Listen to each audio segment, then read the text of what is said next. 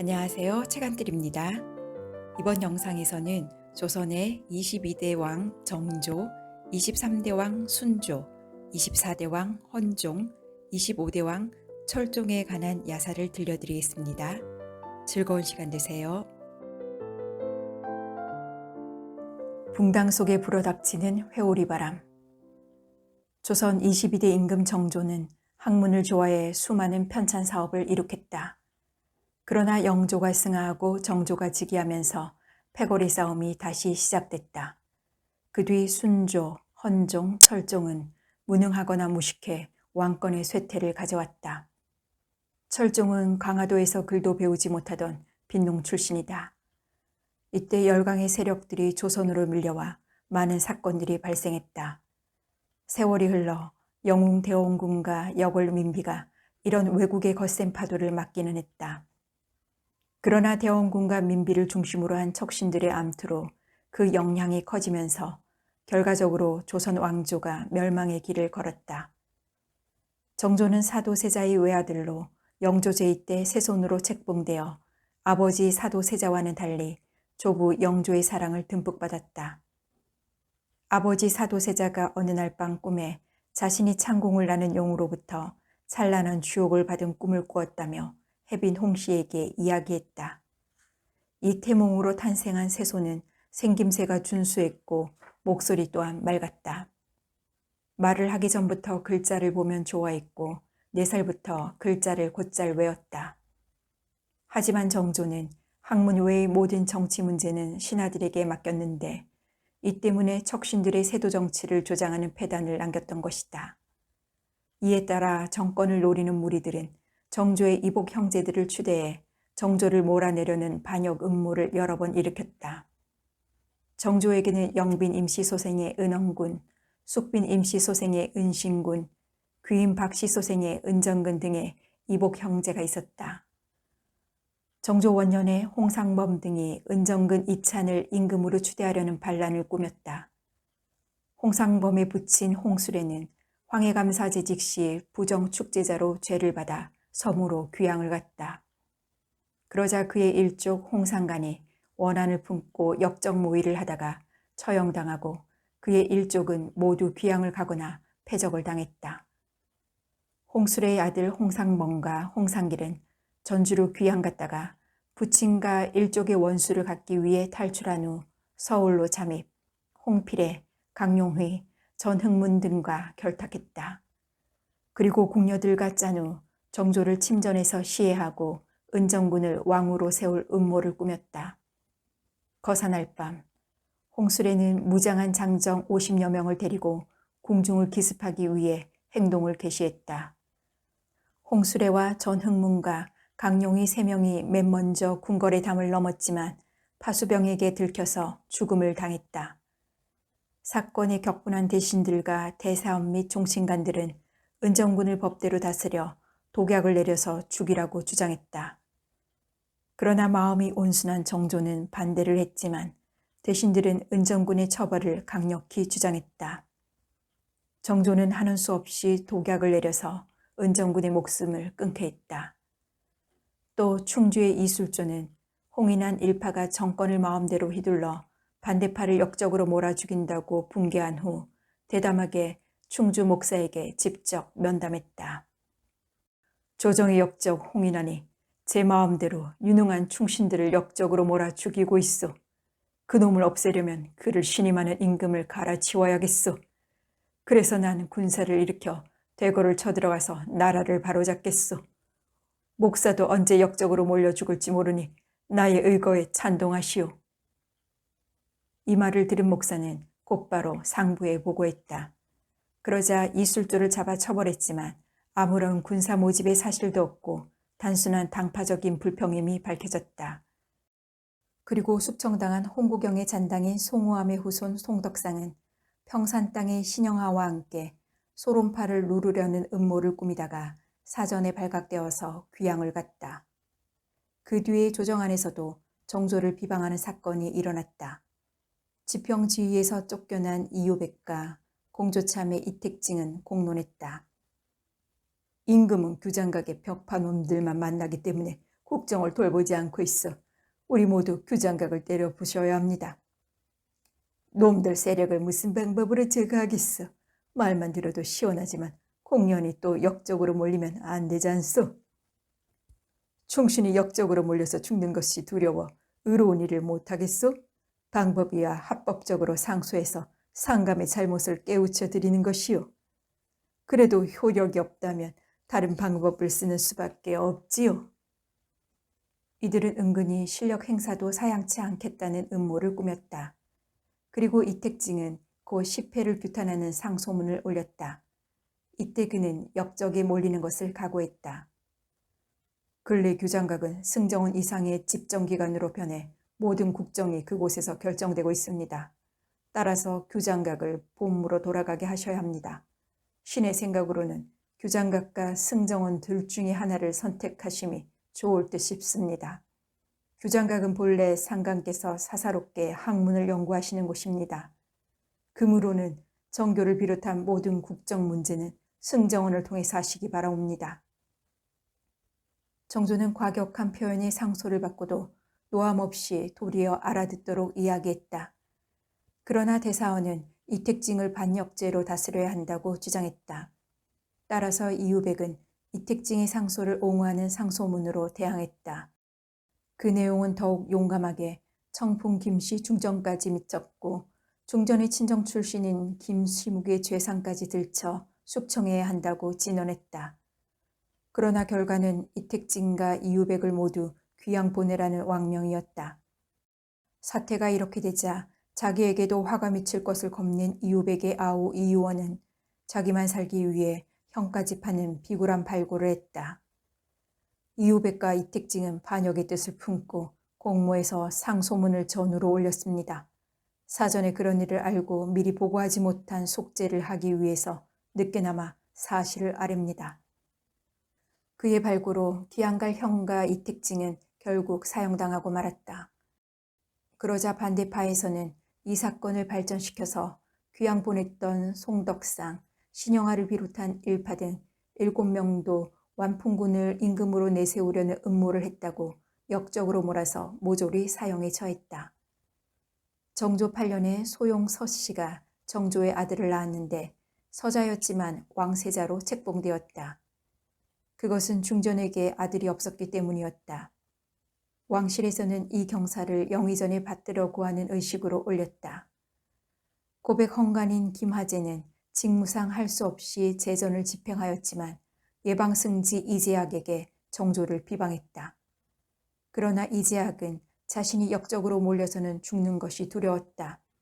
그래서 친구를 배반하고 왕에게 밀고했다. 왕은 김하재를 잡아다가 직접 신문했는데 그는 왕에게 당당하게 진술했다. 상감께서는 말로만 당파 싸움을 금하면서 실제로는 소론파만 중용하고 소론파가 날조한 반역죄로 노론파의 충신을 얼마나 죽였습니까? 중전이 아직도 젊은데 좀 더 생남을 기다리지 않고 서실 소생을 왕세자로 봉하셨습니까? 신은 죽겠지만 억울한 충신을 죽이는 것은 신으로만 끝내시길 바라옵니다.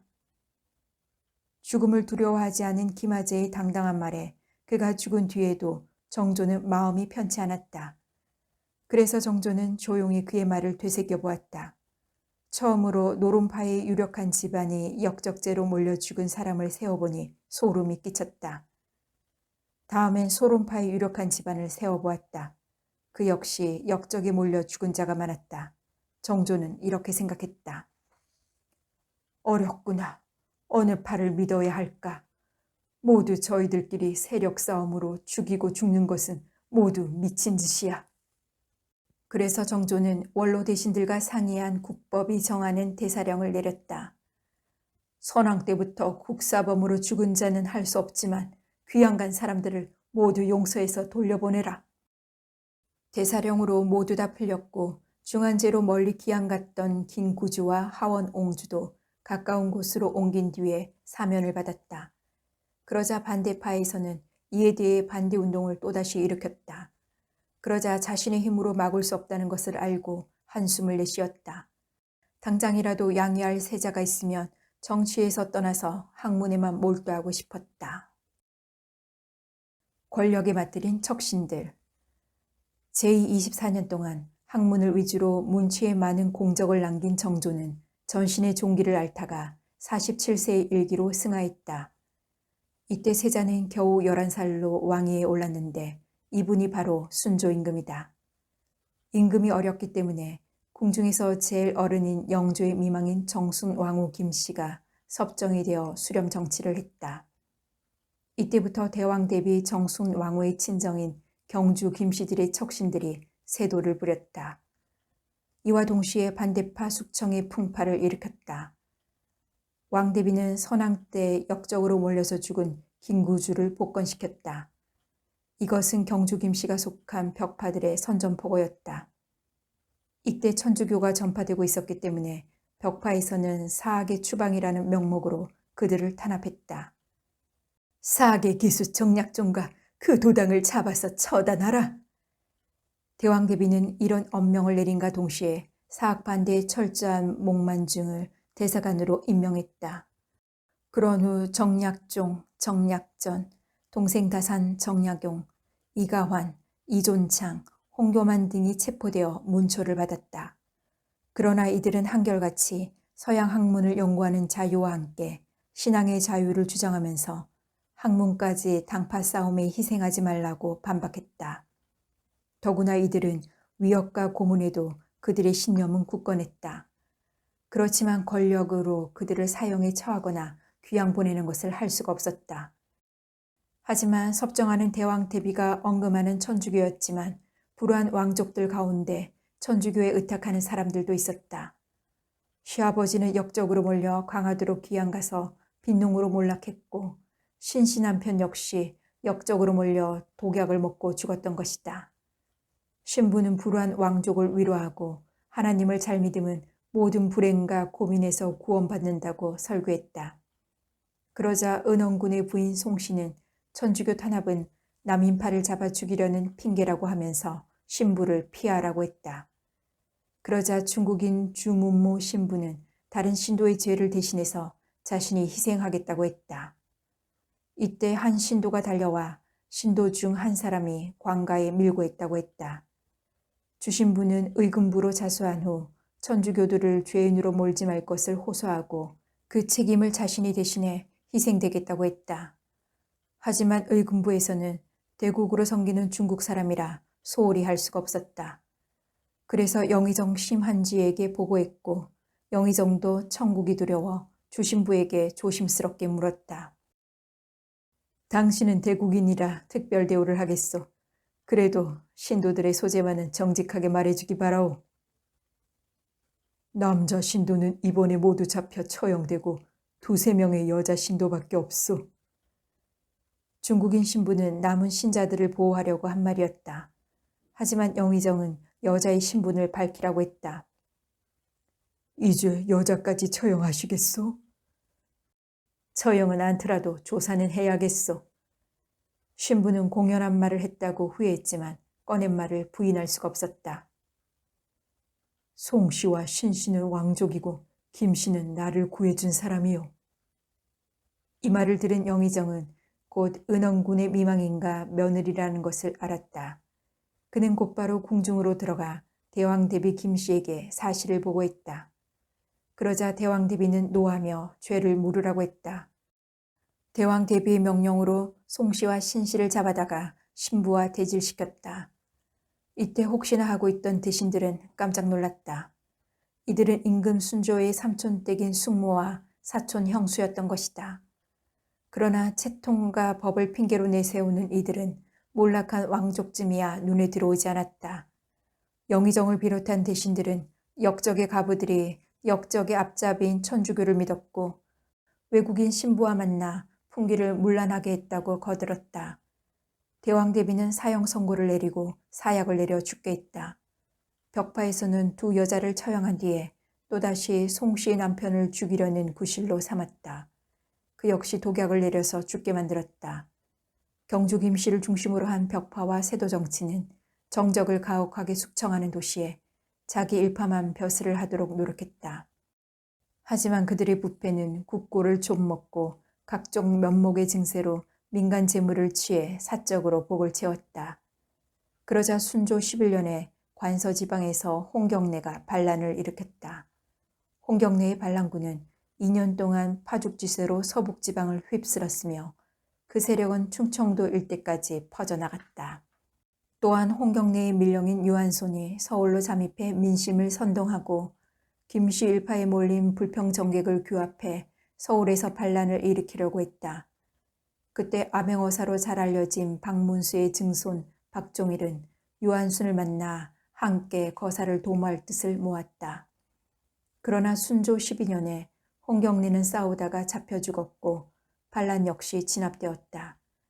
그러나 그 후에도 대원수 홍경래가 살아서 피신 중이며 병자년 순조 16년에 다시 난리를 일으켜 새 임금을 맞아서 나라를 바로잡는다는 풍문이 나돌았다.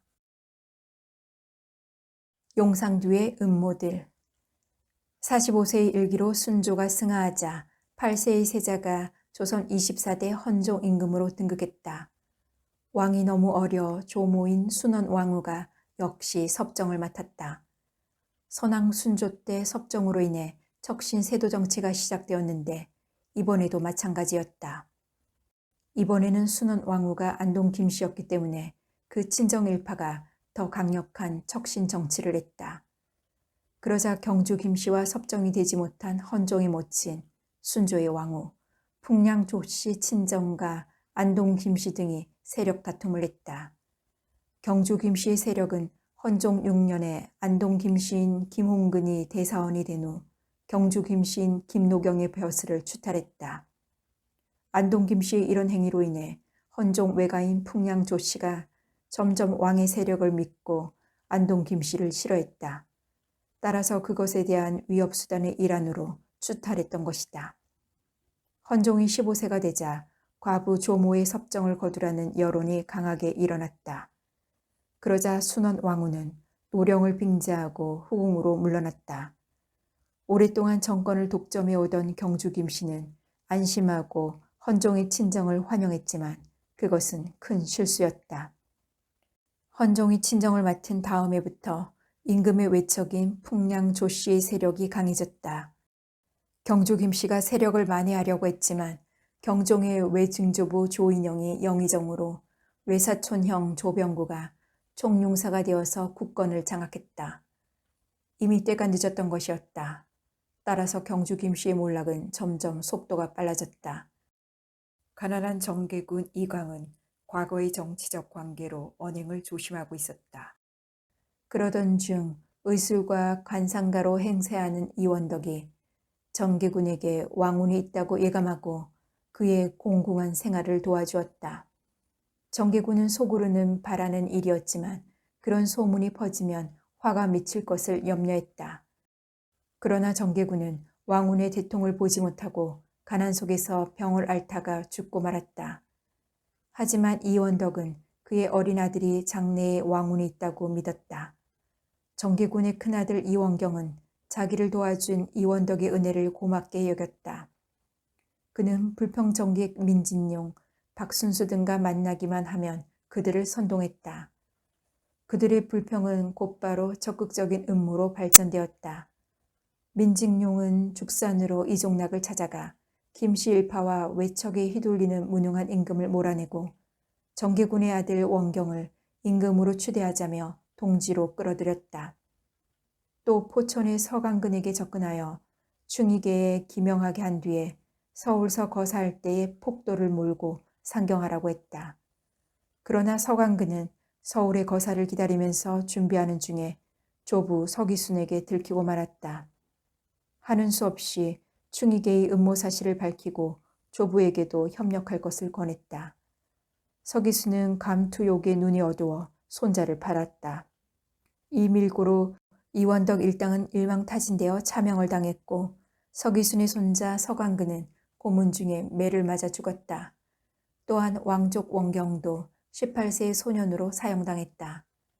허수아비 임금 순조는 외척들에게 정치를 맡긴 채 비와 빈을 비롯해 궁녀들의 치마폭에 쌓여 청춘의 혈기를 탕진해서 폐결핵의 일종인 부족증에 걸렸다. 병세가 점점 중해지고 대통을 이을 혈통을 남기지 못한 젊은 왕은 언제 죽을지도 몰랐다. 이에 아랑곳하지 않고 조정의 당파 싸움은 날로 심해졌다. 헌종 13년에는 건불 10년이란 말이 있듯이 풍량 조씨의 세력이 기울기 시작했다. 그러자 반대파의 강한 공격을 받았다. 헌종의 외조부 조만영의 부자가 차례로 세상을 떠났고 이제 외척으로는 조인영 부자만 남았다. 대사원 이모경까지 조병헌의 비행을 열거했다. 외척의 위복을 남용해 매간매직으로 뇌물을 받아 축제했다고 폭로한 후 숙청해야 한다고 상소를 올렸다.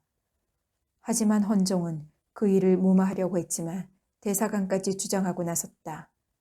헌종은 하는 수 없이 그를 귀양 보냈는데 얼마 후에 헌종이 22세로 승하하고 철종이 등극하면서 다시 안동 김씨가 세력을 잡아 그를 사형에 처했다. 운명의 장난. 헌종이 후사가 없이 승하하자 강화도에서 귀양살이하던 고아 이원범이 졸지에 보위에 올랐다. 그가 고아가 된 것은 조부, 부친, 형제들이 모두 역적으로 몰려 죽었기 때문이다. 족보를 보면 조부는 사도세자의 이복 형제 은원군인데 역적으로 누명을 쓰고 죽었다. 그는 상계군, 풍계군, 정계군 등 삼형제를 두었다. 상계군은 역적으로 몰려 죽었고 풍계군은 은정군의 양자로 들어갔으며 정계군은 귀양살이를 하다가 병으로 죽었다. 정계군 역시 삼형제를 두었는데 맏아들 원경은 이원덕의 호황된 음모 사건에 말려 역적으로 죽었고 둘째는 일찍 병으로 죽었다. 그 중에 이원범만 살았는데 그는 후처의 소생이었다. 이원범은 헌종가의 촌수가 칠촌 숙질간이었지만 역적의 후손이라고 생활도 돌보아주지 않았다. 그는 강화도에서 농사지을 땅 하나 없는 14세의 무식한 고아였다. 그는 가족이 모두 역적으로 몰려서 죽었다는 이야기와 그 참상만 듣고 보면서 자랐기 때문에 장래에 대한 꿈이라곤 아예 없었다. 17세가 되면서 자신의 육체 노동만 믿고 살아가야만 했다. 그는 상놈 친구들이 장가를 가는 것을 보면서 몹시 부러워했다. 그래서 어떤 상놈의 딸이라도 관계없이 결혼하면 즐거운 가정을 이룰 것 같았다. 그러나 그것은 쉬운 일이 아니었다. 그러던 중에 헌종이 죽었지만 이원범은 국상이 났다는 소문을 늦게야 들었다. 더구나 칠촌 아저씨인 왕이 승하했지만 아무런 충격도 받지 않았다. 장가를 가지 못해 갓을 쓰지도 않았기 때문에 다른 백성들처럼 검은 갓을 흰 갓으로 바꿨을 필요도 없었다. 궁중에서는 대왕 대비 안동 김씨가 다음 임금을 모시는 문제로 대신들을 모아놓고 연일 회의를 열었다. 이때 왕대비는 영묘의 혈순으로는 원범밖에 없다며 그로 하여금 종사를 잇도록 하고자 했다. 그런 후 이름을 써서 내놓았다. 그때서야 비로소 정기군의 막내 아들 원범이 강화도에 생존해 있었다는 것을 알게 되었다. 이 원범을 임금으로 모시자고 입을 모았다. 따라서 안동 김씨들은 속으로 쾌재를 불렀다. 이것은 자신들이 임금을 정했기 때문이었다. 조정의 명을 받은 강화도 관아의 군졸들은 신앙의 집을 찾아 헤매다가 동네 사람의 안내로 초라한 초가상간으로 달려갔다. 이 광경을 본 이웃 사람들은 또 역적으로 몰려서 죽는다며 안타까워했다. 한편 이런 희소식을 모른 채 이원범은 그날도 지게를 지고 풀을 베러 나갔다. 그때 한 친구가 이원범을 찾아와 피하라고 했고 얼마 후 다른 친구가 찾아와 조정에서 왕족 대우를 해준다고 했다. 그러나 원범은 이제 죽었구나 라며 왕족의 피를 타고 난 자신을 원망했다. 그렇다고 도망칠 기운도 없었다. 그래서 이원범은 운명을 기다리고 있을 때 이곳까지 찾아온 교군들이 보였다. 그들은 3명의 총각이 있는 것을 본 후 다가왔다. 그 중에 대신처럼 풍채가 좋고 비단 관복을 입은 노인이 교군과 함께 와서 물었다. 어떤 분이 강화도련님이신지요? 그러자 3명의 총각 중에서 제일 남루한 옷을 입은 이원범이 일어서면서 물었다. 제가 이원범이옵니다. 그런데 무슨 죄로 절 잡으러 오셨는지요? 그러자 늙은 대신은 공손하게 절을 올리면서 이렇게 대답했다. 황공하옵니다. 대왕 대비의 어명으로 곧바로 서울로 행차하셔야 합니다. 그제야 이원범은 안심하였다. 이때 대신도 임금으로 모시러 왔다는 말은 하지 않았다. 원범을 가마히 태운 군졸들은 그의 집이 아니라 곧장 강화군으로 달렸다. 얼마 후 궁중에 도착한 이원범은 대신들이 시키는 대로 면류관을 쓰고 골룡포를 입고 대부를 받고서 철종 임금으로 등극했다. 그러나 강화도에 살 때가 편안했다고 생각한 철종은 자유가 없는 것이 제일 고통스러웠다. 그러나 신하들은 무식한 왕에게 글 공부를 권했다. 그래서 철종은 글 읽기를 제일 싫어했던 것이다. 더구나 안동 김씨의 허수아비 왕이 된 철종은 그들의 소나기에 놀아났던 것이다. 돌아서 버린 민심. 22세의 철종은 아직도 여자를 모르는 수총각이다. 그는 헌종의 국상 때문에 혼례할 수가 없었다. 그렇지만 미녀들이 주변에서 시중하는 가운데 궁녀들에게 동정을 바친 것이다. 따라서 정치엔 관심이 없고 오직 궁녀들과의 유의만이 유일한 낙이었다. 보위에 오른 2개월 뒤 철종은 안동 김씨 김문근의 15세 딸과 대혼례를 치렀다. 그런 얼마 후 대왕 대비는 형식적인 섭정을 그만두고 친정을 하도록 했다. 하지만 무식한 철종으로선 친정할 수 있는 아무런 능력이 없었다. 대왕 대비가 섭정을 그만둔다는 것은 철종의 장인 김문근에게 그 권한을 물려준 셈이 되었다. 이때부터 안동 김씨의 세도 정치가 완벽하게 이루어졌다. 그 후 철종은 정치를 장인 일가가 맡아서 했기 때문에 할 일이 없었다.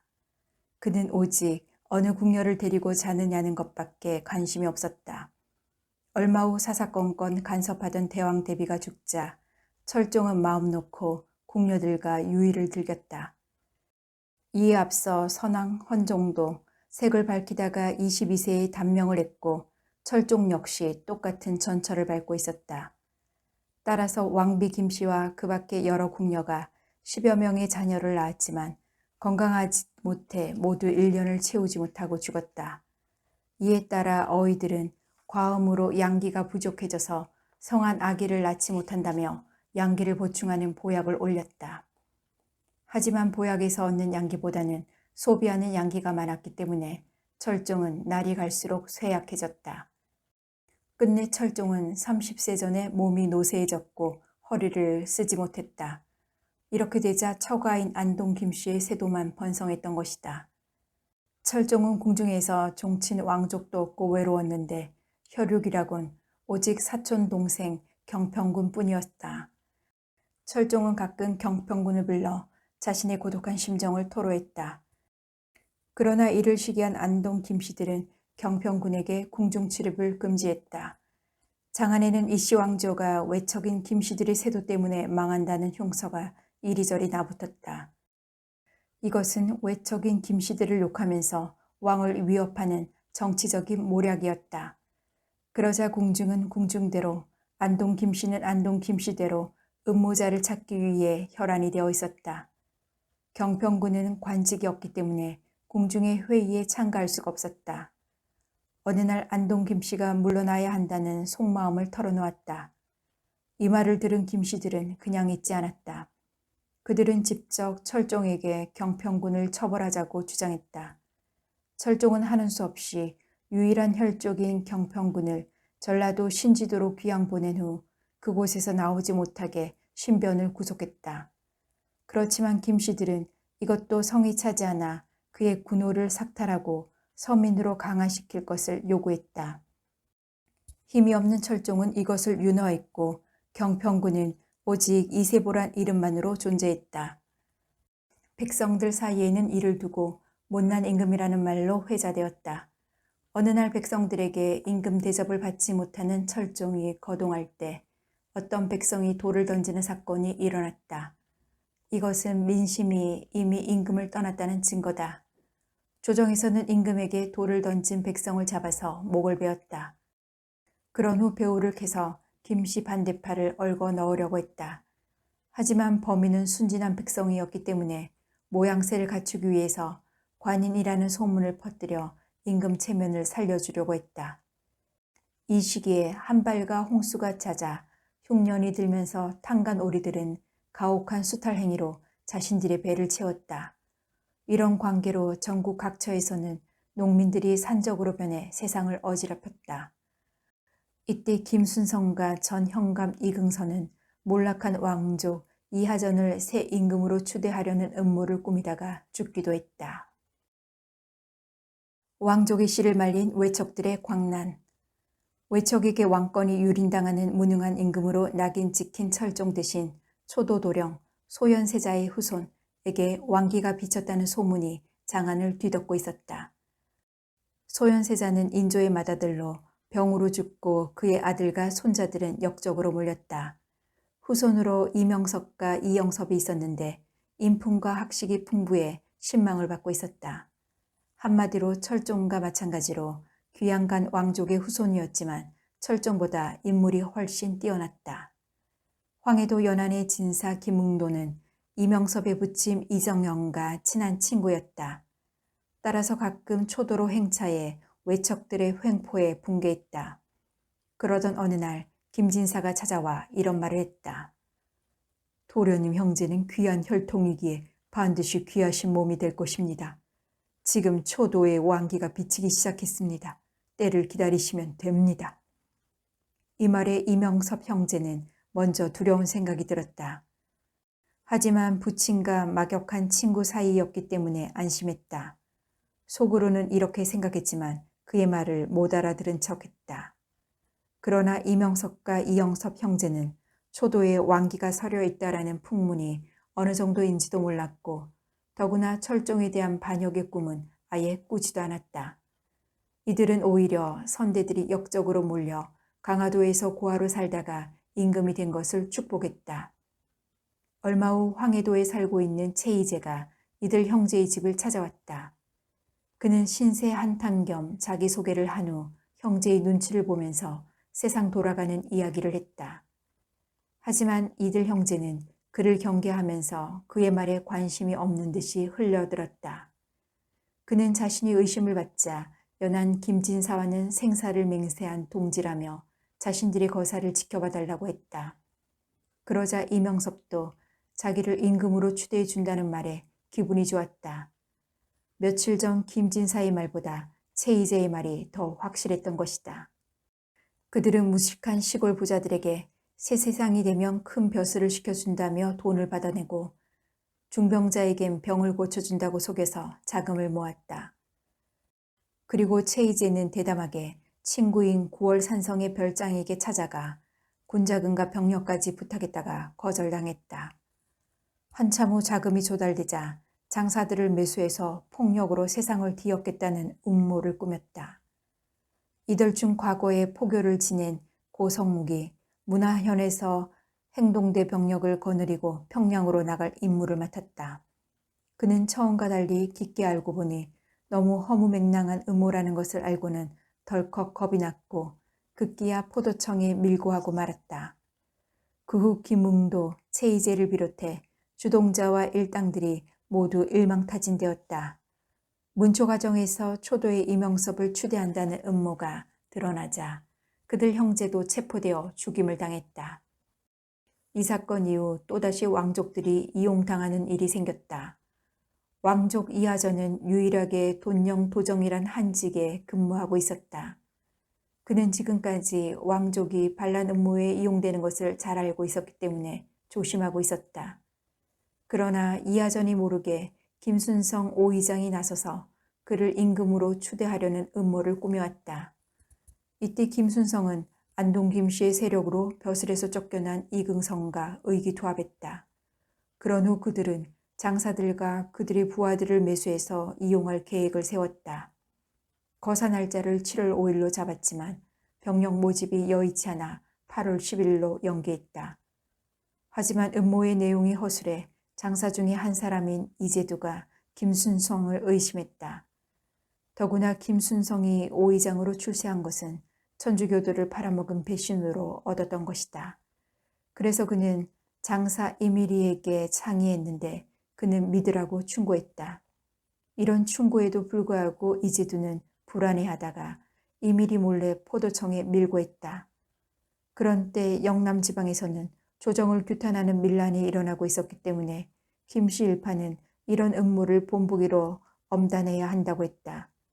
포도청에선 김순성을 잡아다가 고문했는데 완창군의 아들 이하전을 임금으로 추대하려고 했다는 자백을 받아냈다. 영문도 모르는 이하전은 억울하게 잡혀와 문초를 받았다. 그러나 수모를 간넘은 이하전은 조금도 두려워하지 않고 무죄를 주장했다. 즉 김순성은 부친의 일로 집에 온 것은 봤지만 그 이후 수년 동안 만난 일조차 없다고 증명했다. 추관이 김순성 등을 조사한 결과 자기들 마음대로 이하전을 추대하려고 했을 뿐이라는 것으로 판명되었다. 그는 석방되고 근신하라는 훈계를 받았다. 그러나 주동자가 모두 차명을 당한 뒤지만 김씨 일파는 이하전을 없애버려야 호환이 없다며 처단할 것을 주장했다. 이에 철종도 마지못해 이하전을 제주도로 귀양 보냈다. 이것이 못마땅한 김씨 일파는 철종에게 시도 때도 없이 그를 죽여야 한다고 주청했다. 그러자 철종은 마음대로 하라고 했다. 김씨 일파는 곧이어 철종을 대신해 이렇게 하명했다. 이하전은 왕이 내렸다는 독약을 마시고 세상을 하직했다. 또한 서울에 있던 이하전의 어머니와 그의 아내까지도 제주도로 귀양 보냈다. 이래서 김씨 일파는 왕족을 모조리 죽여버렸다. 오늘은 정조와 세조정치기에 유약했던 왕 순조, 헌종, 철종에 관한 이야기를 들었습니다. 여러분은 어느 왕의 이야기가 가장 기억에 남나요? 그럼 전 다음에 영상으로 다시 찾아오겠습니다. 감사합니다.